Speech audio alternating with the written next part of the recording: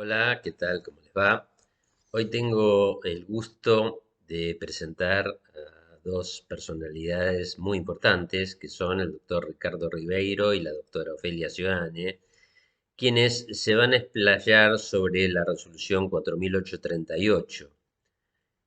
Todo lo van a hacer bajo el título Ser o Parecer. El análisis que van a efectuar es muy importante, teniendo en cuenta lo trillado que es este tema, los fallos a favor y en contra que ha sentenciado la justicia sobre este tema, y por ello la opinión de estos dos brillantes tributaristas creo que va a aclarar o por lo menos darles a todos ustedes una mejor idea de cómo estamos plantados, perdón, frente a este problema. En cuanto al doctor Ribeiro, ya ustedes lo conocen, lo hemos presentado, y con relación a la doctora Ofelia Ciudadane, ella es vicepresidente de la Asociación Argentina de Estudios Fiscales, profesora de la Facultad de Ciencias Económicas de la Universidad de Buenos Aires, integrante del Grupo Techint, autora y expositora en numerosos eh, eventos tributarios y solamente me resta desearles a ustedes que disfruten de esta conferencia que va a ser de mucha utilidad. Muchísimas gracias. Buenos días, nos encontramos acá reunidos en una nueva charla del Consejo, pero antes que nada quiero agradecer a quien me convocó a esta reunión, que es el doctor Ricardo Ribeiro, con quien voy a compartir la charla de hoy a la mañana. También al doctor Ernesto Celdeiro por convocarnos y por supuesto a la presidenta del Consejo, la doctora Russo, por permitirnos charlar con todos los profesionales. La idea es hoy hablar de planificaciones fiscales, aunque así le doy el pase a Ricardo para que pueda hacer los agradecimientos y comenzar con el tema. Buenos días a todos. Como dijo Ofelia, le quiero agradecer a Ernesto Celdeiro, que me ha convocado, a Ofelia, que ha aceptado la invitación, a la doctora Gabriela Russo, a las autoridades del Consejo en general, por estas charlas que son tan, yo diría, tan innecesarias, no las nuestras en particular, pero sí todo lo que hace al tema planificaciones fiscales, y le pusimos ser y parecer, porque ahora vamos a explicar qué parece de qué estamos hablando y finalmente en qué terminamos hablando, ¿no? Y al personal técnico, que la verdad hace maravillas, eso me consta directamente. Bueno, ser y parecer, de alguna manera, con las planificaciones fiscales y la resolución general 4820. Y empiezo con antecedentes internacionales. ¿Cómo aparece esto en la Administración Federal de Ingresos Públicos? Por ósmosis, no, aparece por BEPS, esa sigla tan maravillosa que la estamos pronunciando hace un tiempo bastante importante, del 2013 al 2015, después al 2018, y aparece BEPS porque planificaciones fiscales agresivas de compañías muy grandes, Amazon, Apple, Google, Microsoft y grandes empresas tecnológicas, y otros grupos, no solamente tecnológicas, otros grupos, IKEA, McDonald's, Starbucks, de alguna manera planificaban agresivamente. ¿Qué significa agresivamente en términos de la OCDE, en términos del G20, que de alguna manera procuraron hacer este tema de BEPS?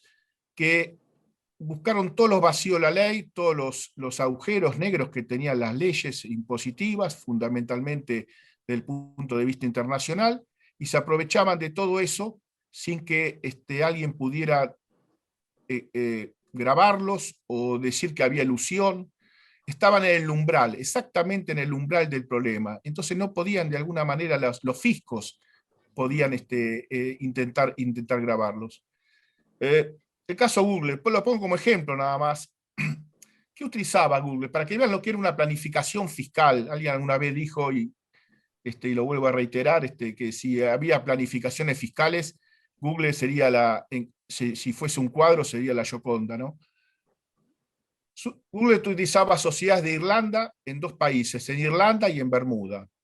utilizaba sociedad holandesa, utilizaba filiales de marketing exclusivamente, establecimiento en diferentes jurisdicciones, utilización del doble irlandés, el double Irish con el sándwich holandés, la normativa europea matriz filial, los convenios con doble no imposición, pago de royalties con retención mínima o cero, sociedades híbridas, no conformación de establecimiento permanente. Ustedes saben que muchas veces por la característica de establecimiento permanente pueden no conformarse. Remuneración mínima a filiales donde se generaba valor.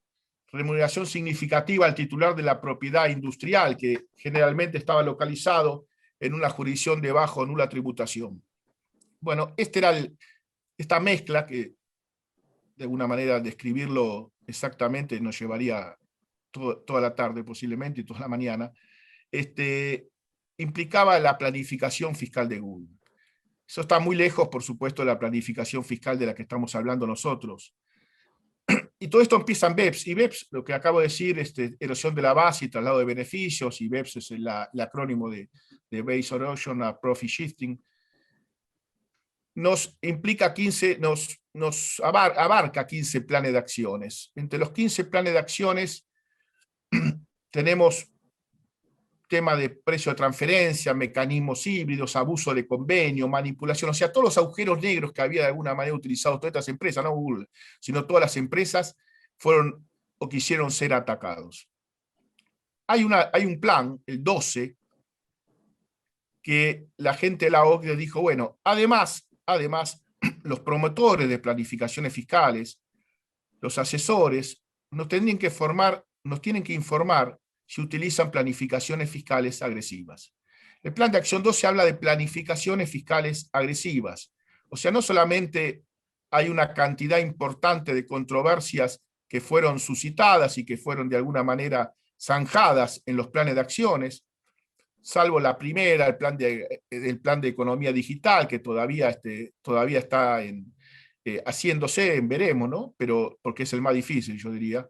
Pero abuso de convenios, el tema de treaty shopping, la generación de valor, precio de transferencia, todo eso de alguna manera se pusieron paliativos para que no se utilicen. ¿Qué hizo Argentina mientras tanto? Argentina se quedó de brazos cruzados, ¿no? En la reforma del 2018 se tomó todo lo que dijo BEPS y yo diría de alguna manera se cerraron muchísimos caminos, muchísimos agujeros negros que tenía la legislación argentina en tema internacional y en tema nacional. Vamos a ver en el tema internacional. Precio de transferencia, varias de los planes de acción hablan de precio de transferencia. Creación del valor, habla de sustancia, define sustancia por primera vez, habla de intermediarios por primera vez, master file, habla de APAS, habla de el country by country report o el país por país, jurisdicción país por país, los informes que tienen que abarcar también la jurisdicción de país por país. Ya se acabó el tema fotográfico de una multinacional, si no teníamos que hablar ya de una película. Habla de convenios fiscales, denuncia de Argentina tuvo, bueno, partamos la base que en el 2012 Argentina denuncia 4 convenios fiscales, Suiza, Austria, España, Chile, firma nuevos tratados, pero totalmente diferentes. Si ustedes ven los nuevos tratados, México, España, son totalmente diferentes a los antiguos tratados nuestros. Pero ¿cómo se hace de alguna manera para regularizar los tratados, para que todos tengan una línea común, un denominador común? Bueno, el plan de acción 15, hay un tratado de multilateralidad que Argentina firmó, todavía no está en vigencia, pero de alguna manera van a hacer que todos los tratados más o menos tengan ciertas particularidades que lo unifiquen. Nuevas reglas de subcapitalización para Argentina, no solamente existía antes reglas de subcapitalización, pero ahora se cambiaron. Se llega a que el 30% del EBITDA en el tema intereses no es deducible. Ojo que en Argentina no solamente intereses, lo que importa es la diferencia de cambio, y la diferencia de cambio se asimila a intereses, por lo tanto el 30% de la diferencia de cambio y de los intereses no son deducibles. Nueva definición de las jurisdicciones de baja o nula tributación. Recuerden que antes había un listado de paraísos fiscales, el eufemismo que nosotros conocemos como jurisdicciones de baja o nula tributación, donde había un listado taxativo, 88, después fueron 87 jurisdicciones, y ahora ya no, ahora se define directamente por un porcentaje, el porcentaje que es equivalente a quien paga menos del 60% de la tasa corporativa argentina, que estamos hablando de una tasa no del 30, sino del 25%, que es la tasa general, que todavía no se puso en marcha. Por lo tanto, todo país que pague menos del 15% de impuestos en tasa corporativa se considera jurisdicciones de bajo o nula tributación. Establecimiento permanente, por primera vez se define en el impuesto a las ganancias qué es un establecimiento permanente, las características para no conformarlo y las características para conformarlo y para no eludir el concepto de establecimiento permanente. Bueno, un punto fundamental, lo recalqué en amarillo, transparencia fiscal, todo el tema de rentas pasivas, tras y estructuras análogas, sociedades sin personalidad jurídica, las LLC de Estados Unidos, por ejemplo. Fundamental, y vamos a ver todos estos reclamos que hace la Administración Federal de Ingresos Públicos que tiene que ver con esto de transparencia, cómo se une con esto de transparencia fiscal. La venta indirecta, que lo usaban ya otros países, que empezó con India, fundamentalmente con el caso de Vodafone, pero lo empleaba Perú, Chile, etcétera, etcétera. No solamente ahora no basta vender la venta directa, o sea, la venta de una empresa argentina para estar grabado en Argentina, sino que si vendiésemos la holding que está arriba y tiene activos o bienes en la Argentina, de alguna manera por su tenencia, por su porcentaje de tenencia en la Argentina, también está grabada. Por lo tanto, no se quedó de brazos cruzados Argentina. Argentina hizo importante de cambios para que de alguna manera BEPS sea parte del sistema tributario argentino.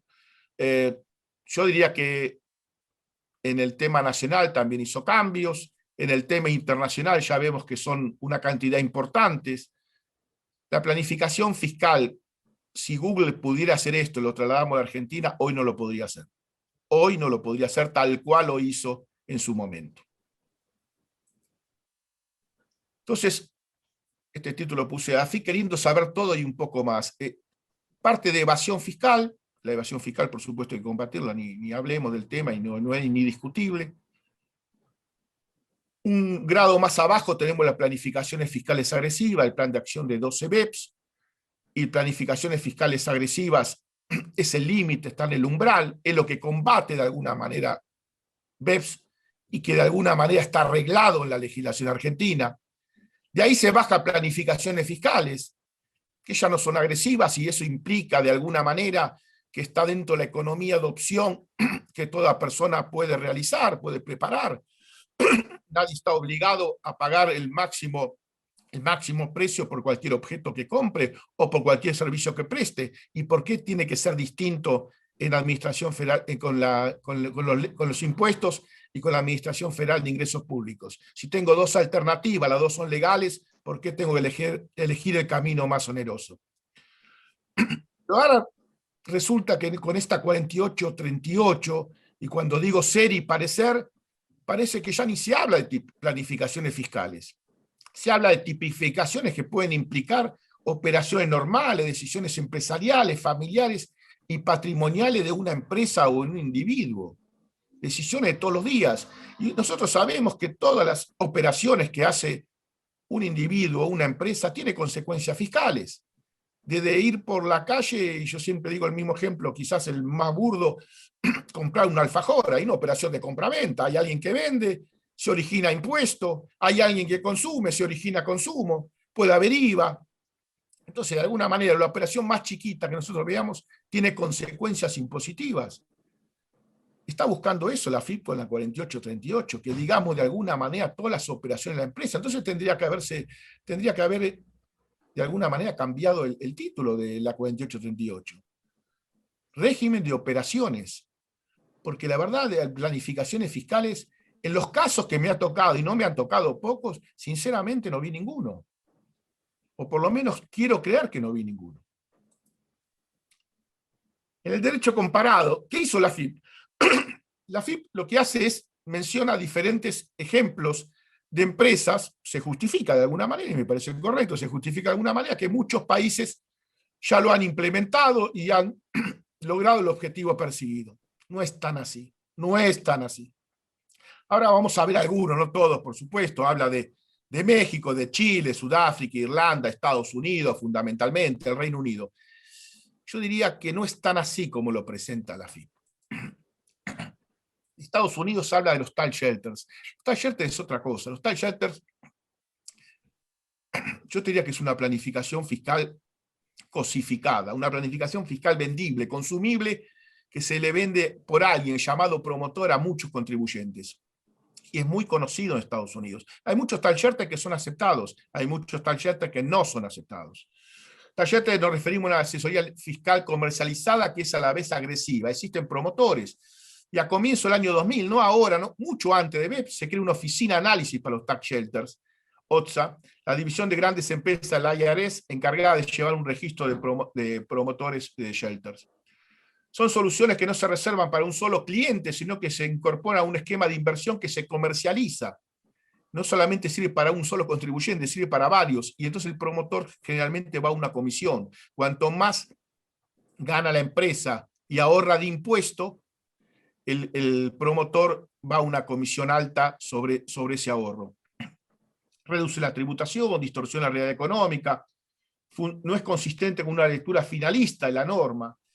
Y acá vemos que la IRS actualmente tiene identificados 36 tax shelters abusivos. Y esos tax shelters, como dije recién, que la IRS la considera, la IRS es la FIP norteamericana, la considera no abusivo. Y aquí puse un ejemplo que yo le había dado. Una empresa solicita, esto es un tax shelter conocido, la empresa solicita un préstamo a una compañía de seguros, la compañía de seguros le presta a un 11%, al mismo tiempo la empresa invierte en póliza de seguro al 10.5% por la supervivencia de sus empleados y el beneficiario la propia empresa. El gasto al finalizar el año son 11 millones de dólares anuales y un beneficio de 10 millones y medio. La única diferencia es que el beneficio está exento y los 11 millones de dólares son deducibles. Y este ciclo se repite anualmente. Y acá tengo el ejemplo de una de las empresas que utilizó, muy conocida, el supermercado Winn-Dixie, el que de alguna manera viajó a Estados Unidos lo debe conocer. Y le digo, durante 60 años hizo este tax shelter, tomó seguros para 36.000 empleados, estoy hablando del total, generó 700 millones de costos fiscales y 2.700 millones de ahorro de dólares, estamos hablando siempre de ahorro de impuestos. Esto es un tax shelter muy diferente, pero muy diferente a lo que nosotros vamos a ver que está solicitando la Administración Federal de Ingresos Públicos. El DOTAS del Reino Unido, su esquema, el régimen en cuestión, es conocido por el acrónimo DOTAS, viene del año 2004, también muy anterior a BEPS. Su esquema básico consiste en que una vez declarada por su promotor una figura sujeta a este deber, la FIP de Reino Unido le asigna un número de referencia que el promotor debe comunicar a su cliente, y el cliente cada vez que utiliza este tax shelter inglés debe comunicar el número que está utilizando para ver si es aceptado o no aceptado por la Administración Federal de Ingresos Públicos inglesa. Que existe un promotor de las operaciones o que ésta haya sido diseñada por la propia empresa, son diferentes, los criterios o marcas, llaman hallmarks, aplicables en uno y otro caso y varían de esta manera. Los planes diseñados por la propia empresa solo tienen que ser declarados cuando esta no es pequeña o mediana. Ya hay un cambio con respecto a la 4838 que nos ha dictado la Administración Federal de Ingresos Públicos. Y más acá, la ley 2014 ha empezado a entrar con el tema de plan de elusión fiscal considerado como de riesgos. Portugal tiene tres casos fundamentalmente, 4 yo diría, que implica la participación de una entidad sujeta a un régimen privilegiado, que implique la participación de una entidad total o parcialmente exenta y que comprendan operaciones financieras sobre seguros susceptible de determinar la recalificación del rendimiento. Y también que implique, que lo vamos a ver en muchos países, que implique la utilización de pérdidas fiscales. O sea que de alguna manera se basa en utilizar pérdidas fiscales de otros contribuyentes, adquiriendo la compañía o vendiendo quizás a un precio superior a otra compañía porque tiene de alguna manera quebrantos impositivos para ser aplicados. Portugal se dedica, estos son los 4 casos de Portugal exclusivamente. México. México lo pone como ejemplo, México es un país latinoamericano, OCDE, por supuesto. Nosotros no somos país OCDE. Y lo divide en dos, los rasgos genéricos, que de alguna manera son los tax shelters norteamericanos, que pueden ser fácilmente replicables y vendidos a los contribuyentes, y los específicos. Pero, ¿cuál es la gran diferencia? Que ya tiene un mínimo, tiene un umbral de 100 millones de pesos mexicanos, que considerando un cambio de 20 pesos, redondeándolo, estamos hablando de un mínimo de 5 millones de dólares. Yo diría que una buena mayoría de todas las personas que presentaron la 4838, que fueron invitadas, entre comillas, a presentar la 4838, no hubiesen llegado a tener un beneficio, tienen que tener un beneficio de 5 millones de dólares. Y el primer vencimiento es el año 2021. Bueno, ahí es lo que no veo cómo hizo la FIP para ver que el objetivo se han cumplido en algunos países, cuando México todavía, cuando salió la 4838 en el octubre del 2020, todavía no había de alguna manera ningún contribuyente presentado nada. Lo mismo va a pasar con Chile. Recién en el año 2021 empiezan a presentar lo que en el año 2020 fue publicado. Pero Chile es muy completo el tema. Chile tiene, yo diría 115 páginas, 115 páginas que hablan de 55 esquemas tributarios específicamente detallados. El 2020 tenían 45, agregaron 10 más, 5 nacionales, 5 internacionales. Los esquemas tributarios constan de un índice donde usted puede ver si lo que está haciendo está dentro del índice que preparó la FIP chilena. La descripción gráfica de cada esquema, una descripción gráfica donde se divide la página en tres, donde están partícipes, operaciones y resultado. Y el último, el análisis, efecto del esquema, facultades de la FIP chilena y la normativa aplicable, donde no le dice que no lo puede aplicar, dice, mire señores que nosotros lo estamos observando, que esto para nosotros no es demasiado correcto, si usted exactamente hace lo que este esquema está desarrollado. Es muy diferente, pero muy diferente a lo que nosotros tenemos. No tenemos umbrales mínimos, no tenemos esquemas, tenemos grandes definiciones que de alguna manera implica que cualquier persona, cualquier individuo, cualquier empresa podría estar implicado en una planificación fiscal de acuerdo con lo que la Administración Federal de Ingresos Públicos ha informado. Ofelia, tu turno. Bueno, vamos a empezar entonces a ver cuáles son las características de este régimen en nuestro país, después de la ilustración que nos hizo Ricardo del aspecto internacional.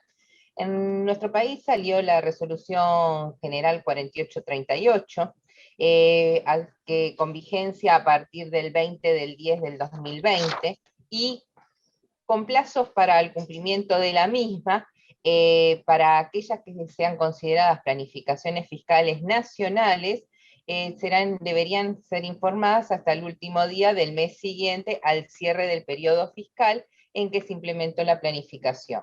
Pero ya vamos a ver qué pasa en particular con estas planificaciones fiscales nacionales. En cuanto a las planificaciones internacionales, se deberían informar dentro de los 10 días de comenzada su implementación. Ahora bien, las planificaciones fiscales internacionales prevén una norma retroactiva, porque no solo se está hablando de las planificaciones fiscales que se formalicen a partir del 20 de octubre del 2020, sino también para aquellas que hayan iniciado con anterioridad a ese periodo. Y bueno, la fecha de cumplimiento también era el 29 de enero del 2021, con lo que serían el cumplimiento de las planificaciones nacionales. Bueno, ¿cuál es el objetivo de esta resolución 4838? El objetivo está plasmado en los considerandos de la resolución y lo que quedó expuesto que se buscaba conocer el funcionamiento y la utilización de diversas estructuras por parte de los contribuyentes, se buscaba incrementar el nivel de conocimiento respecto de operaciones o estructuras que utilicen las empresas a los efectos de facilitar a la AFIP la obtención de información temprana, evitar minimizar la carga tributaria por el uso de estrategia de planificación fiscal, verificar que se ingresen los tributos correspondientes en jurisdicciones fiscales en las que realmente se perfeccionen los hechos imponibles, y por último, evaluar los riesgos en materia tributaria asociados a planificaciones fiscales implementadas por los contribuyentes. Cuando nosotros leemos estos objetivos nos da la pauta que lo que deberíamos informar es todo, y no planificaciones fiscales agresivas como está expuesto a nivel internacional. Ahora, todo, hay sistemas o regímenes de información que hoy tiene nuestro país, que ya se puede ver mucha de la información de las operaciones que realizamos. Cuando dice verificar que se ingresen tributos correspondientes en las jurisdicciones fiscales en las que realmente se perfeccionan los hechos imponibles, recordemos que tenemos la resolución 4717 y sus complementarias vinculadas a precio de transferencia, en la que nos habla no solo de precio de transferencia, sino también del country by country report. O sea que cada una de las jurisdicciones sabe cuál es la base imponible que le está correspondiendo. Bueno, vamos a ver entonces qué es lo que esta resolución prevé. ¿A quiénes alcanza? Los sujetos obligados son los contribuyentes, por supuesto que participan en la planificación fiscal, pero agregan otro sujeto muy particular, que son los asesores fiscales que realicen cualquier actividad relacionada con la implementación de la planificación fiscal. ¿Cómo definió la resolución general estos sujetos o estos asesores fiscales? Como las personas humanas, jurídicas y demás entidades que en el curso ordinario de su actividad ayuden, asistan, aconsejen, asesoren, opinen, realicen cualquier actividad relacionada con la implementación de una planificación fiscal, siempre que participen en dicha planificación en forma directa o a través de terceros. Ahora bien, la norma prevé que estos asesores fiscales puedan ampararse en el secreto profesional. Entonces, si se amparan en el secreto profesional, dentro del servicio web que tiene la AFIP, podrán decir que se amparan en el mismo y el contribuyente principal podrá relevar al asesor fiscal de dar la información. Ahora, cuando hablamos de asesor fiscal, nosotros estamos en el ámbito de las ciencias económicas, pero también están los abogados. Y si hablamos de asesor fiscal en cuanto a una planificación, es mucho más que un contador o un abogado.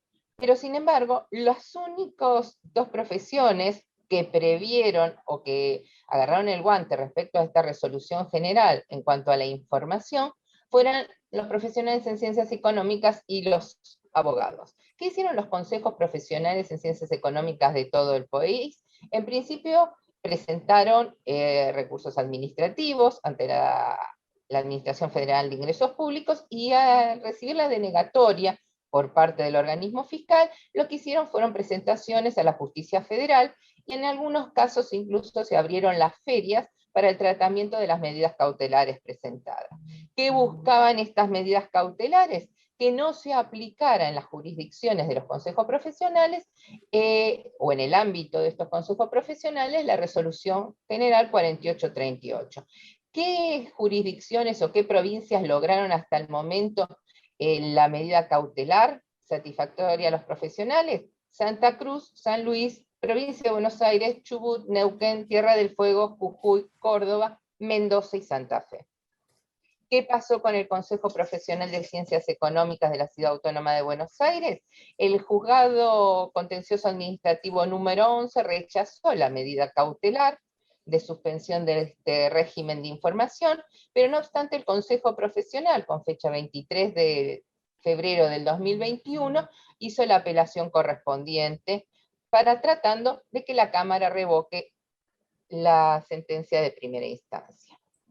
Ahora, tenemos, cuando hablamos de secreto profesional en cuanto a los profesionales en ciencias económicas y a los abogados, tenemos una gran distinción, pues mientras que el secreto profesional de los profesionales en ciencias económicas está en nuestro código de ética, los abogados lo tienen por ley directamente el secreto profesional. Sin perjuicio de ello, y que podrían ampararse en esa ley para no dar la información correspondiente, la Federación Argentina de Colegios de Abogados también obtuvo una medida cautelar a favor de los profesionales, y la justicia suspendió la aplicación del régimen de información para los abogados en ejercicio profesional. Con que así tienen no solo el amparo de los abogados, no solo tienen el amparo a nivel legislativo, sino también a nivel justicia. Pues nosotros hablamos que los sujetos obligados, los contribuyentes, los asesores fiscales, van a tener que informar respecto a qué tipo de operaciones. Y por los objetivos que veíamos de esta resolución 4838, eran muy amplios. Bueno, la resolución lo marca en 3 puntos: planificaciones fiscales nacionales, planificaciones fiscales internacionales y otras planificaciones fiscales de igual naturaleza. En realidad, la primera y la segunda están definidas, las otras planificaciones fiscales de igual naturaleza no están definidas y todavía no sabemos a qué se estaría refiriendo la resolución general. ¿Qué entiende la norma en general como planificación fiscal? Lo define como todo acuerdo, esquema, plan y cualquier otra acción de lo que resulte una ventaja fiscal, una disminución de la materia imponible o cualquier otro tipo de beneficio a favor de los contribuyentes comprendidos en ella, que se desarrolle en la República Argentina y o la involucre a la Argentina y a jurisdicciones del exterior, según se trate de planificaciones nacionales o internacionales. Ahora bien, digamos que esos objetivos que estaban marcados en los considerandos de la resolución, que nos daba la sensación que teníamos que informar todas las operaciones, acá vendrían a estar restringidos. ¿Por qué? Porque nos habla de una ventaja fiscal o una disminución de la materia imponible. Entonces, el contribuyente debería tener un beneficio para estar obligado a informar esta planificación fiscal. ¿Qué es beneficio fiscal? Cualquier disminución de la materia imponible de los contribuyentes y o de sus sujetos vinculados de manera directa o indirecta. Entonces, ¿cuál sería la idea en función, la interpretación en función de lo que nos va diciendo la resolución? Que un contribuyente, un asesor fiscal, debería informar como planificación fiscal toda operación que involucre una disminución de la materia imponible, ya sea para el contribuyente directo o para sus sujetos vinculados. Bueno, después la resolución general se presume que existe planificación fiscal cuando exista la falta de presentación de declaración juradas vinculadas a regímenes de información establecidos. Pero quedémonos con esto de ventaja o cualquier beneficio fiscal, porque después vamos a ver que interpreta el organismo fiscal que esta restricción que hace la resolución en cuanto a la interpretación de planificación fiscal se desvirtúa. ¿Qué pasó con las planificaciones fiscales nacionales? Que son aquellas donde existiría ese beneficio fiscal, pero cuando es dentro de la República Argentina. Bueno, si nosotros vemos la resolución general, dice que las planificaciones fiscales nacionales van a estar definidas en un micrositio del organismo fiscal. Cuando nosotros entramos a ese micrositio, a efectos de cumplimentar con el régimen de información de planificaciones fiscales nacionales, nos encontramos con un cartelito en rojo que dice momentáneamente no está disponible el servicio. Quiere decir que este servicio, cuyo vencimiento era hasta el último día del mes siguiente al cierre del ejercicio, hoy por hoy no está vigente. Pero ¿cuál teóricamente sí estaría vigente? Lo que implica planificaciones fiscales internacionales. ¿Qué define la norma como planificación fiscal internacional? Y si vamos viendo punto por punto, nos dice que el aprovechamiento de convenios para evitar la doble imposición, la adopción de estrategias para evitar la configuración del estatus de establecimiento permanente, la producción de un resultado de doble no imposición internacional, la alocación de una o varias bases imponibles en fiscos extranjeros o la pretensión de evitar la presentación de algún régimen de información. Como segundo punto, establece la intervención de jurisdicciones no cooperantes o de baja o nula tributación. Como tercer punto, el aprovechamiento de asimetrías existentes en leyes tributarias de 2 o más jurisdicciones en lo que respecta al tratamiento y o calificación de una entidad o contrato o un instrumento financiero que deriven de una ventaja fiscal o beneficio. Los casos en que una persona humana, sucesión indivisa, sociedad, fideicomiso, fundación o cualquier otro ente del exterior o instrumento legal posea una doble residencia. Los casos en que cualquier otro sujeto posea derechos inherentes al carácter de beneficiario, fiduciante, fiduciario, fideicomisario, de fideicomisos de cualquier tipo constituidos en el exterior, o en fundaciones de interés privado del exterior o cualquier otro tipo de patrimonio de afectación similar. Quiere decir que me da una definición taxativa de lo que serían unas planificaciones fiscales internacionales, olvidándose en principio de lo que implica la ventaja o el beneficio que debería recibir el contribuyente. Hay un último punto que se refiere a lo que en el micrositio el organismo fiscal defina como planificación fiscal internacional. Dentro del micrositio, hoy por hoy, no hay ninguna definición al respecto, con que así nos deberíamos quedar con estas definición taxativa, de enumeración taxativa de planificaciones internacionales. Veamos a ver cuál es la interpretación del fisco. ¿Es realmente que el contribuyente tenga un beneficio fiscal, una ventaja fiscal, o sea, una baja en la materia imponible? ¿O interpreta que debemos informar todas las operaciones que realizamos? Por lo cual, este régimen cambiaría el concepto de informar, un régimen de información vinculado a planificaciones fiscales internacionales, por un régimen de información de operaciones realizadas, cuando en muchos casos todas las operaciones realizadas ya fueron informadas. Ricardo. Gracias, Ofelia. Bueno, me quedé pensando lo que dijiste. Realmente se persigue la planificación fiscal agresiva, que es lo que decía BEPS, la planificación fiscal, o se persiguen todas las operaciones de la empresa. Operaciones que, como bien has dicho, la FIP ya lo sabe. Cuando la FIP ahora, vamos a ver, le ha enviado comunicaciones amigables a todos los contribuyentes, bueno, amigables entre comillas, vamos a ver que no es tan amigable, vemos que toda la información que la FIP tiene se lo han dado los contribuyentes, no a partir de una averiguación exhaustiva de parte de la FIP sin que el contribuyente haya intervenido. Es lo mismo que el contribuyente le ha dicho, y si el contribuyente se lo ha dicho, ¿para qué se lo tiene que volver a decir por una RG 4838, y donde vos mismo afirmás, si no hay ventaja fiscal, ¿por qué tengo que informar una simple operación? Entonces, empecemos con planificación fiscal agresiva. Debe entenderse hoy en día, en opinión de la OCDE, cuando menos si se vulnerase en principio flagrante de los otros planes de acciones, pues no cualquier tipo de planificación fiscal. Esto lo dijo la OCDE, y la palabra agresiva ha adjetivado el término planificación fiscal para su lectura en conjunto. O sea, no se puede sacar el término agresiva, porque planificación fiscal, la verdad, sinceramente, está permitido. ¿Quién no planifica su vida, ¿no? El tema tributario. ¿Quién no planifica de alguna manera su vida o cada uno de los actos que hace? Yo he dicho alguna vez, uno tiene que elegir, que está en el último punto acá, elegir entre los caminos legales alternativos que ofrece el derecho, el que resulte más gravoso para los intereses de uno.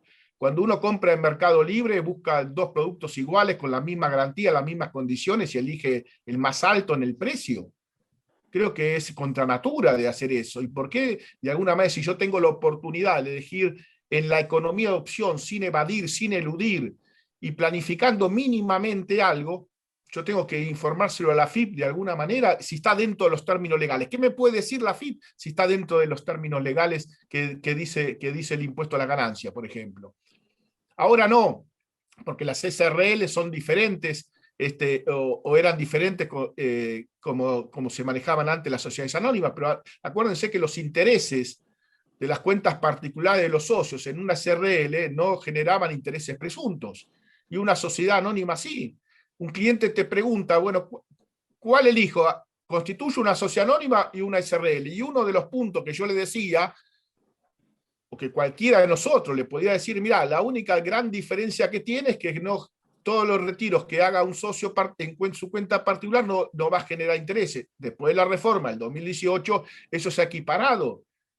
Pero supongamos por un instante que eso siguiese y yo le dijera ¿cuál es el problema que le dijese que es la ventaja final? Tengo que informárselo para refrescarle a la FIP cómo es la ley, qué dice la norma, qué dice el decreto reglamentario. Esa es la parte que no entiendo. ¿Para qué tengo que informarle todas las operaciones que hago? Y más que ya se las informé, las importantes las informé. La planificación fiscal en sí no es censurable, porque es una elección que se basa en temas económicos. Y nosotros basamos todo en tema económico. Cuando compramos, y vuelvo al alfajor, del mismo alfajor, y nos gusta cualquiera de los dos, compramos posiblemente el más barato.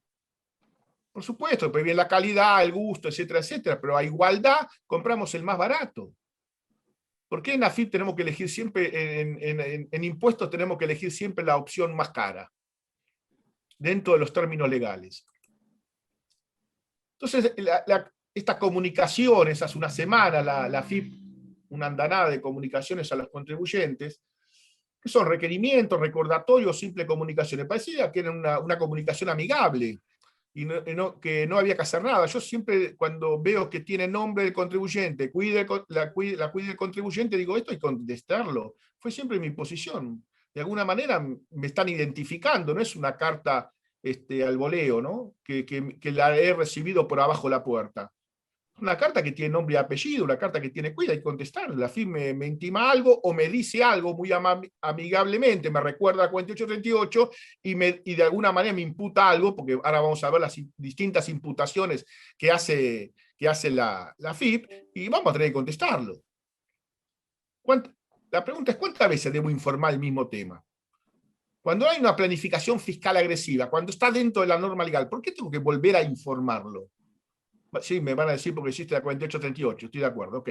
Pero ¿por qué la 4838 existe?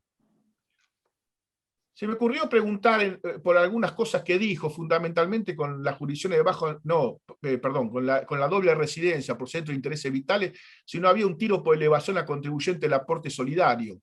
Porque ahora lo vamos a ver, cuando de alguna manera le dice al que cambió la residencia, señor, nosotros sabemos que usted sigue siendo residente argentino por su centro de intereses vitales, que en lo que pude comprobar en ningún caso se daba.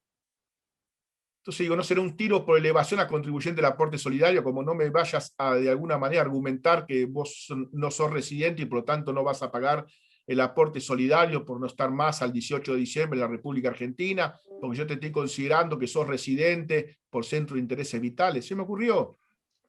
Una secretaria mía dice, o decía por lo menos, piensa mal y acertarás, ¿no? ¿Quién le dice? Estas son las distintas comunicaciones de la FIP. Lo agrupé por los distintos conceptos. En algunos se duplica porque son dos conceptos al mismo tiempo. Le han imputado doble residencia y tras. Según registro de la FIP, esto lo estoy leyendo, lo copié de las comunicaciones, posee doble residencia fiscal por mantener su centro de intereses vitales en Argentina y constituyó un tras durante el año 2019 encontrándose encuadrado en los incisos D y E del artículo 4. Empieza diciendo que acá no está, que esto surge de la base. Yo diría, no, sí, surge de la base porque se lo comunicó el contribuyente. Si de alguna manera sabe que tiene residencia fiscal en otro país es porque dio la baja en la residencia argentina y se lo comunicó el contribuyente. Mejor imposible se lo comunicó. Y el tema del tras, seguramente, por la declaración jurada o porque lo comunicó en la resolución que uno tiene que informar los fideicomisos en el exterior. Así que se lo informó 2 veces. Parece por la 4838 tengo que informarlo 3 veces, pero vamos a ver cada uno de estos. Doble residencia por mantener centro de intereses vitales en Argentina. ¿Qué significa eso? Centro de intereses vitales, le doy los casos que yo tengo, los casos que he tenido. La persona se mudó y en algún caso nunca vino de Argentina, en otro vino 10 días para pasar Navidad con sus hijos que quedaban en la Argentina, mayor edad por supuesto, pero que quedaron en la Argentina. ¿Dónde está su centro de intereses vitales? Vamos a suponer por un instante que esta persona en Uruguay, que era el caso, en Uruguay cobrase dinero de una empresa argentina. Hacía charlas por Zoom, o manejaba todo por Zoom, ahora todo tan normal, esto tan habitual, ¿Y eso qué tiene que ver con el artículo 122 de la Ley de Impuestos a Ganancias? Para la Ley de Impuestos a Ganancias, para que haya doble residencia fiscal, y eso es así o así, porque lo dice la norma, no es una interpretación, es lo que dice literalmente. Tiene que ser una persona que nunca ha salido del país y se sigue quedando habiendo pedido la baja residencia, o que ha reingresado. Ha reingresado con efecto, por supuesto, no 5 días con turismo. Ha reingresado porque realmente su residencia quiere que sea en la República Argentina, o sea, quiere seguir estando en la República Argentina de hecho. Pero una persona que está en Uruguay y no ha vuelto, ¿qué importancia tiene? ¿Qué significa centro de intereses vitales en Argentina? Tiene su centro de intereses económicos en Argentina porque Argentina le paga en algún lugar del mundo por trabajar desde afuera en la Argentina, ser un beneficiario del exterior. Tendrá una retención por beneficiario del exterior, artículo 90 y pico, para beneficiario del exterior. Pero ¿desde cuándo es doble residencia? Yo creo que hay una equivocación de base, te digo, les digo con toda honestidad. Doble residencia fiscal es cuando la persona ha vuelto a la República Argentina. Y en el caso que me tocó, en 2 casos que me tocó, en uno no volvió directamente. Desde agosto que pidió la baja hasta el mes de marzo o abril, no me acuerdo ahora ya cuándo recibió esto, la persona esta estuvo en Uruguay. Ahora me pueden decir, pero lo trabajo con un absurdo, porque esto la verdad de doble residencia me preocupó sinceramente, porque hay un error ya garrafal de génesis, ¿no? Del principio, cómo funciona esto. Supóngase que la mujer que tenía que haber ido con ella no se divorció, pero se quedó en Argentina porque no quiere ir a Uruguay. Y el señor se fue a Uruguay. Y el señor pidió la baja. Va a trabajar desde Uruguay para Argentina, centro de interés económico, etcétera, etcétera. Pero el señor no volvió, no pisó tierra argentina. No hay doble residencia. El señor vive en Uruguay, reside en Uruguay. No importa dónde está la mujer. No importa dónde están los hijos menores de edad en escuela primaria en la República Argentina. Si el señor no viene más a Argentina porque es un mal padre y un mal esposo, digámoslo en un ejemplo absurdo, el señor reside en la República Oriental del Uruguay. Artículo 122 de la Ley de Impuesto a la Ganancia. Es tan claro, pero tan claro el tema. ¿Y dónde reside? ¿Dónde vive? TRAS, durante el año 2019, constituyó un TRAS. El TRAS que estamos hablando, un TRAS irrevocable. Pues si es un TRAS revocable, no es ninguna planificación fiscal, paga bienes personales y por transparencia, si tiene control, va a pagar absolutamente impuesto a la ganancia. Me imagino que estará hablando de un TRAS irrevocable. Y si está hablando de un TRAS irrevocable, la pregunta es, ¿se ha desapoderado del bien? No va a pagar bienes personales, pero se ha desapoderado de un bien. Tenía 10 millones de dólares, ahora tiene 1. ¿Cuál es la planificación fiscal? La pregunta es, ¿cuál es la planificación fiscal? Que no la entiendo, sinceramente. Se supone que en la planificación fiscal hay una ventaja fiscal, un beneficio, que yo me quedo con más dinero del que me tengo que quedar porque de alguna manera algo de que lo que le pertenecía a la FIP me estoy quedando dentro de términos legales. Pero si yo me desapodero de todo, vamos a hacerlo no con un TRAS, todo mi dinero se lo doy a UNICEF. Llega a fin de año y yo, que era un gran contribuyente de bienes personales, dejó de ser contribuyente de bienes personales. ¿Eso es una planificación fiscal?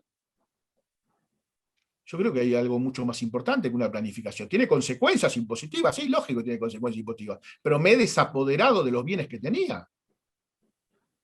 Entonces, ¿cómo me van a pedir bienes personales? ¿Cómo me van a pedir impuesto a la ganancia por ese TRAS, por esos bienes que generaban impuestos, que generaban renta antes? Vamos a suponer que hice el TRAS irrevocable. ¿Qué me puede decir la FIP? ¿No me lo lee? Además lo sabía por mí. Contribuyente estoy hablando, ¿no? Lo sabía por mí, que se lo dije. ¿Qué puede hacer la FIP? No me gusta que haya hecho un TRAS irrevocable. Esa es la parte que no entiendo. ¿Para qué se le informó? Yo me encantaría que alguien me describa o alguien me diga cuál es. Porque puede ser un TRAS revocable. Bueno, pero entonces usted lo sabía. Llámelo directamente a él. No que se lo vuelva a decir por la 4838, porque le va a repetir lo mismo que le dijo antes, que es un TRAS irrevocable cuando es revocable, pero eso es una evasión impositiva. Le está mintiendo. Hay alguna cláusula de salida en el TRAS, en el contrato de TRAS, que le permite retomar o tener nuevamente el control. Pero está dicho en la ley, en la reforma impositiva está dicho perfectamente cuándo es un trust revocable o cuál es un trust con control, que tengo que dejarlo dentro de mi declaración jurada, y cuándo es un trust donde me desapodero de los bienes. Por eso, primera parte no lo entiendo. Segunda parte, tenencia acción, estas son las comunicaciones de la FI, tenencia accionaria en países no cooperantes o jurisdicciones de baja o nula tributación y trust. Según registro de la FI, tenía el 31/12/2019 tenencia accionaria de entidades radicadas en países no cooperantes o de baja o nula tributación, en contacto con el supuesto del artículo 4 y se constituyó un trust. Bueno, el trust lo dejamos, ya lo hemos explicado. Tiene tenencia accionaria, estaba declarada por la persona. También lo declaró por la 4697, creo. Ya lo declaró y lo declaró en la declaración jurada del impuesto a las ganancias y de bienes personales. Por lo tanto, otra vez tengo que declarar la 4838. Vamos a suponer, tengo una jurisdicción de BVI. Tengo una jurisdicción de British Virgin Island que la tenía del año 2014. Ahí evadía impuesto, es un supuesto, por supuesto, hipótesis.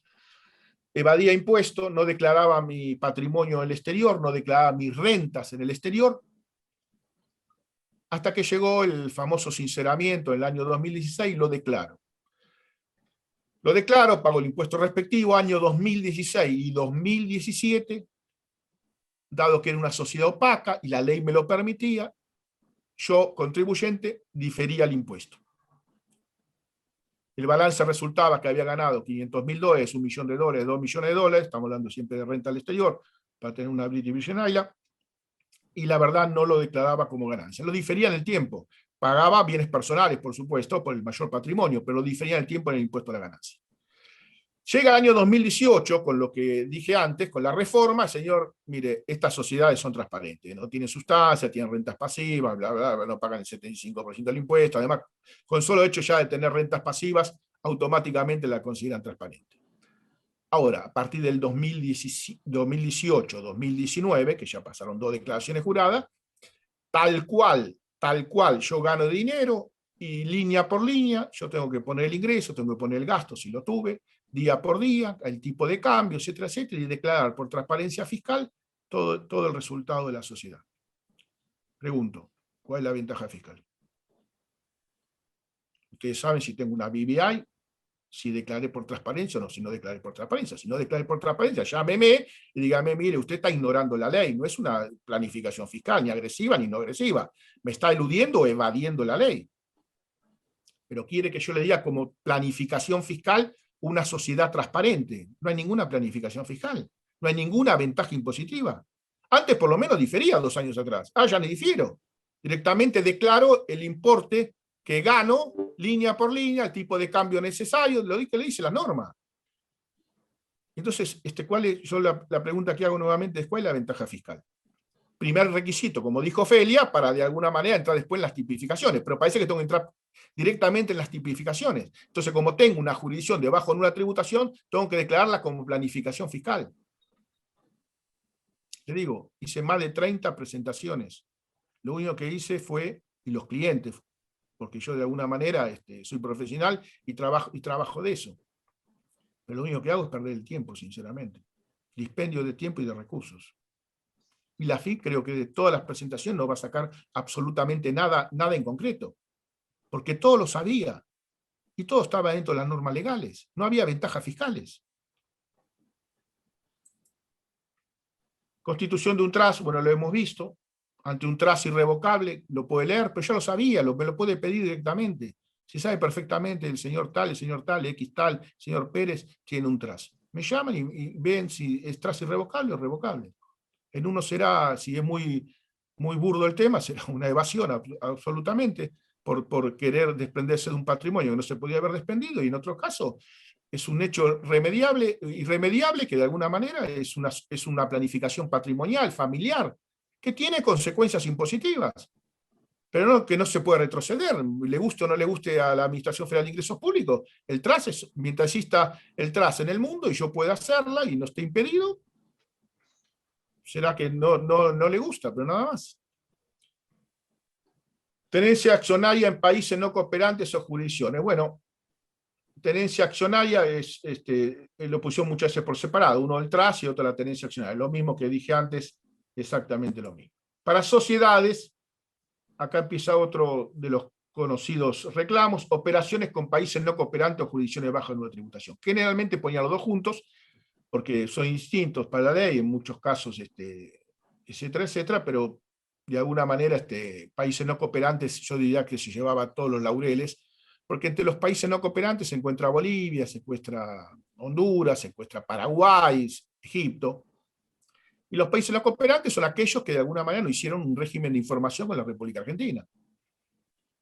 Pero si yo le vendo a Paraguay o le compro a Paraguay, nadie pregunta de los dos compradores y vendedores, no podemos hacerlo porque no se firmó un régimen de información. Entonces, la AFIP, ¿cómo lo sabe? Y lo sabe porque las facturas están emitidas y aprobadas por la Administración Federal de Ingresos Públicos. Lo sabe porque si hizo operaciones con países no cooperantes o jurisdicciones de bajo o nula tributación, se lo informé en un informe de precio de transferencia. Y posiblemente si me dedico a esos países, seguramente en el master file algo debo decir, que la política mía es venderle a los países del Mercosur. Y es socio nuestro y integrante del Mercosur. Si estoy con un tema de gas y petróleo, me imagino que lo tendré que hacer en Bolivia, porque es un tema territorial. Entonces, ¿qué puedo explicar de planificación fiscal si compro o le vendo a Paraguay? Si le vendo alimento, los paraguayos comen como comemos nosotros. Si ellos me venden alimento a mí es porque lo necesito. Si tengo que comprar yerba mate, tengo 3 países. O nosotros, o Brasil, o Paraguay. O sea, la respuesta, no entiendo cuál tiene que ser la planificación fiscal con un país, y lo pongo como ejemplo, pues, el vecino nuestro, Paraguay, que generalmente muchos son por Paraguay. Muchos de los reclamos está involucrado Paraguay. Lo primero que le pregunto a uno cuando me dice, me mandaron esto por país no cooperante, ¿a quién le vendés agua compras? ¿A Paraguay? Sí. Ah, bueno, es por eso. ¿Cuál es la ventaja fiscal? Que hayan hecho alguna planificación con Paraguay y no lo haya dicho, no lo haya declarado. Sinceramente, ¿piensa que por la 4838 lo van a declarar? Entonces, las ventas que conoce las ventas y compras o compras que conoce por precio de transferencia y que conoce de alguna manera por la emisión de la factura. Necesito de vuelta, de nuevo, volver a decirlo por la 4838.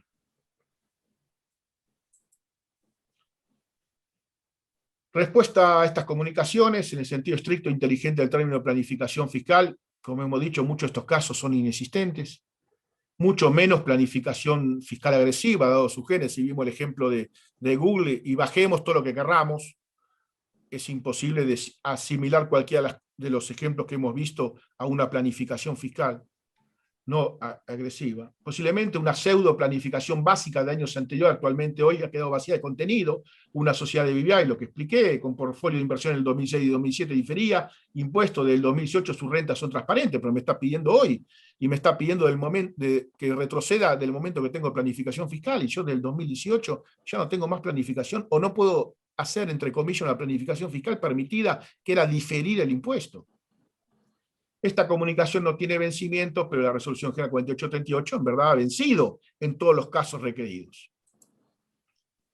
La comunicación AFIP, siempre lo he dicho, no se puede ignorar, tiene nombre y apellido, tiene quit, presenta el régimen informativo RG 4838-2020, explicando de manera clara, precisa e indubitable la visión del contribuyente, inexistencia de planificación fiscal, transacciones normales y habituales de la empresa. Le vendo a Paraguay porque el señor está en Paraguay, pues el señor mañana se me muda a Bolivia, le venderé a Bolivia, estaré de vuelta al mismo problema porque es país no cooperante, pero si se me muda a Brasil, le compraré de Brasil y ahí salgo del país cooperante.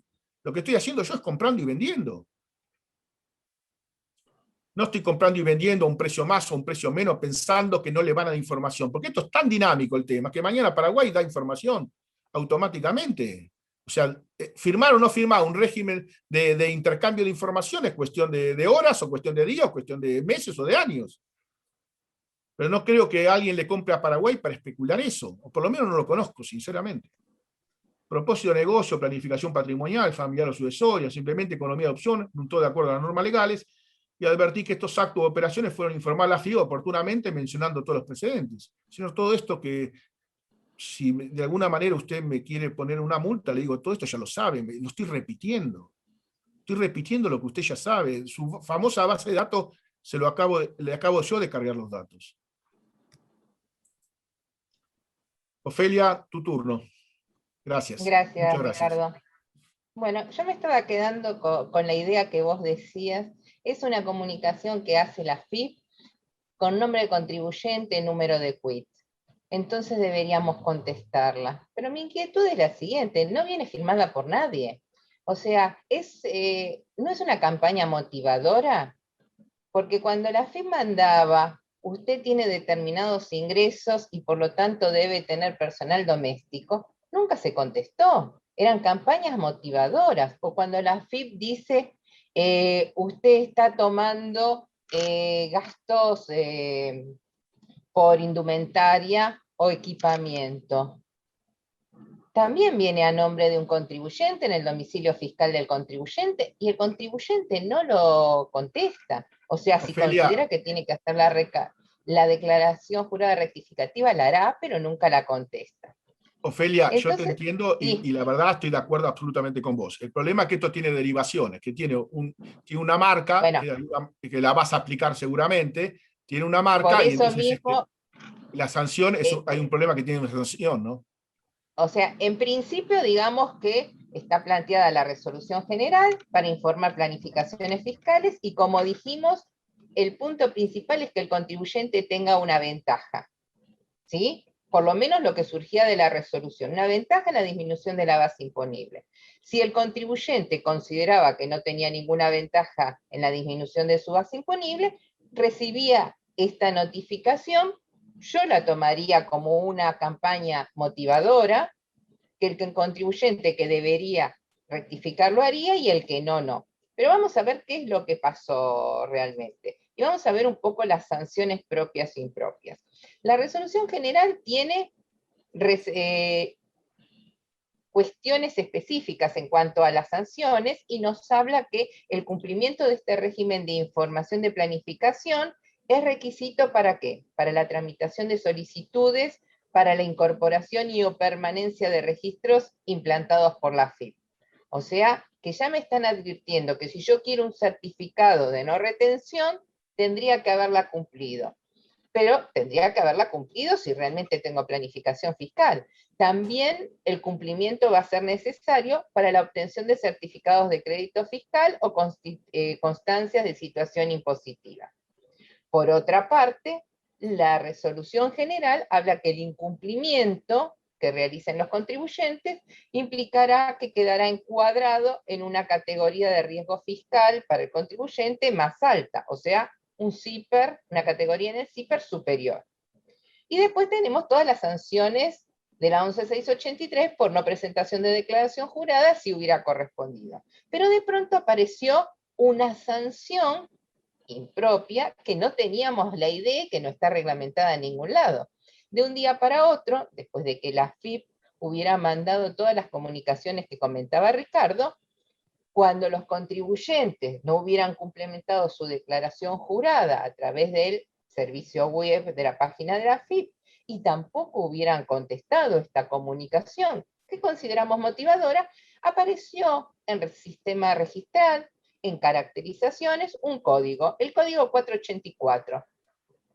¿Sí? ¿Y qué implicaba este código 484? ¿O qué implica? El incumplimiento de la resolución 4838. ¿En qué norma está previsto? En principio en ninguna, para el general de los contribuyentes. Ahora bien, salió sí una resolución general, la 4927, que para determinados tipos de contribuyentes, las empresas exportadoras que solicitan el reintegro o el recupero de crédito fiscal por exportaciones, van a tener que presentar este régimen de información para que el recupero tramite en lo que se llama título 1, o sea, el pago anticipado, y no tramite en el título 4, que es la tramitación con fiscalización previa. Entonces, todos los contribuyentes que exportadores, pretenden el recupero de crédito fiscal, sí tienen una resolución específica que los obliga al cumplimiento de esta resolución general. ¿Qué pasó entonces? Después de que tuvimos conocimiento que estas notificaciones debían ser contestadas y que apareció la caracterización 484, muchos contribuyentes exportadores empezaron a presentar a través de multinotas explicando que no les correspondía el régimen, cumplimentar el régimen de planificación fiscal, porque tengamos en cuenta que el servicio no prevé el hecho de no presentar declaración jurada por no corresponder, sino que sí o sí si se dan algunos de los ítems en que hablamos como planificación fiscal internacional, el fisco pretende que se presente. Pero entonces el contribuyente se pregunta, pero si yo no tengo planificación fiscal respecto de las operaciones con Paraguay o con Bolivia, ¿por qué tengo que presentar este régimen de información? Bueno, para lo cual, como contribuyente estaba, o sea, le faltaba información al respecto, y por otro lado, ya vemos que los profesionales hicieron medidas administrativas, tomaron e interpusieron medidas cautelares, ya sea los contadores como los abogados. Los contribuyentes, a través de las cámaras empresarias, lo que hicieron es recurrir a la AFIP. Y es así que la Unión Industrial Argentina y Copal tuvieron una reunión el día 14 de abril del 2021 para ver qué es lo que pasaba con los contribuyentes, con aquellos contribuyentes que no tenían esa ventaja fiscal, que la planificación fiscal prevista no era tal, sino que lo que hacían era una operatoria normal, sin ninguna ventaja, y donde el régimen de información, si hacían ventas al exterior, ya estaba dado por precio de transferencia. Bueno, a raíz de esa resolución general surgió, de esa reunión entre AFIP, la UIA y Copal, salió como conclusión, o se obtuvieron las siguientes conclusiones. Primero, que la contestación del requerimiento, o del presunto requerimiento de esta comunicación motivadora, debería hacerse obligatoriamente, que no puede hacerse a través de multinota o de presentaciones digitales, porque no será admitido por la AFIP, que tiene que hacerse directamente a través del servicio web y del servicio de régimen de información de planificaciones fiscales internacionales. Que si el contribuyente considera que no está alcanzado por el régimen, tiene un espacio que va entre 500 y 1500 palabras para exponer qué tipo de operaciones realiza. Que las planificaciones que se incluyan ahí no son solo las agresivas como lo vemos a nivel internacional, sino que va a informar todo tipo de operaciones que realice el contribuyente. Y después el fisco tiene un equipo de trabajo donde evaluará realmente si esa planificación fiscal es agresiva o no. O sea, si vamos a los considerandos de la norma, lo que el fisco pretende es conocer la operatoria de cada uno de los contribuyentes. Hay una respuesta en el ABC de preguntas y respuestas, donde el fisco dice que tiene que informarse a través del servicio denominado régimen de planificaciones fiscales, o también se puede informar a través de un intercambio de información basado en web services. En tal caso, deberá buscarse las características técnicas correspondientes para hacer la transmisión a través de este web service. ¿Qué pasó con los contribuyentes que estaban con caracterización 484? Estos contribuyentes que estaban con esta caracterización y que implicaba que no habían dado cumplimiento a la resolución general, todos aquellos que hayan presentado la declaración jurada antes del 25 de abril, o sea, entre el momento en que se mandaron las notas motivadoras, o las comunicaciones motivadoras, y el 25 de abril, el lunes 27 de abril ya tenían levantado esa caracterización de incumplimiento. ¿Qué pasa con los contribuyentes que no lo hubiesen presentado? ¿O qué pasa con los contribuyentes que en aquel momento no tenían ese tipo de operaciones y ahora lo tienen? O sea, ¿cuándo se tiene que presentar o cuándo se va a hacer el levantamiento? No está dicho. Se supone que la AFIP va a correr los procesos una vez por mes, no sabemos la fecha, y las cámaras empresarias solicitaron que ese proceso sea corrido cada 15 días. Ahora, la gran pregunta que les queda a los contribuyentes es, yo informo hoy que tengo operaciones con Paraguay. ¿Qué pasa si sigo teniendo operaciones con Paraguay? ¿Tengo que todos los meses informar? ¿Tengo que informar cada 6 meses, una vez por año? ¿No informo más? Bueno, no está dicho en ningún lado. ¿Cuándo hay que volver a informar?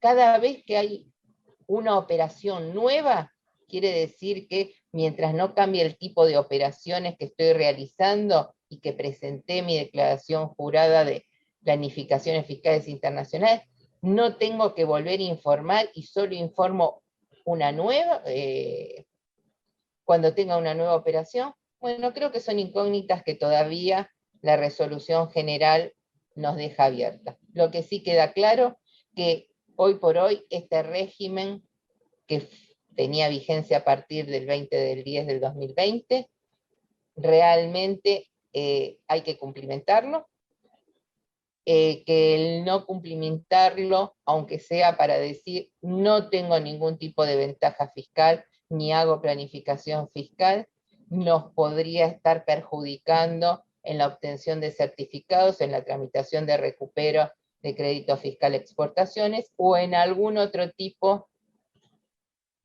de solicitudes o pedidos que le hagamos al organismo fiscal.